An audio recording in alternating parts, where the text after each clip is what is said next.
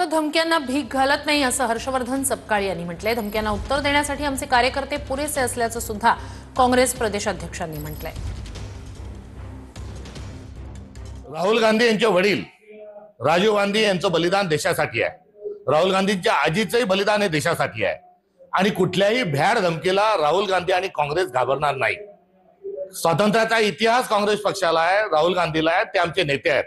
कोणी जर भ्याड स्वरूपाच्या जर धमक्या देत असतील तर त्यांना राहुल गांधी सोडा, आमचा काँग्रेसचा सामान्य कार्यकर्ता हा पुरून उरेल। त्यामुळे अशा धमक्या राहुल गांधींना आणि काँग्रेस पक्षाला देऊ नये। तर अरुण शौरी हे वाजपेयींच्या मंत्रिमंडळामध्ये मंत्री होते, अरुण शौरी हे भाजपचे खासदार होते आणि अरुण शौरींनीच मोठं लट एक पुस्तक आता सध्या सावरकरांच्या बद्दल लिहिलेलं आहे आणि त्या पुस्तकामध्ये त्यांनी सर्व पुरावे जोडलेले आहेत आणि जे राहुल गांधी म्हटले तेच अरुण शौरी यांनी देखील तशा स्वरूपाचे आरोप नव्हे तर तशा स्वरूपाचा इतिहास हा जगापुढे मांडलेला आहे। त्यामुळे त्याची समीक्षा ही व्हावी। अशा ज्या धमक्या दिल्या जातात याचा आम्ही धिक्कार करतो, याचा आम्ही निषेध करतो।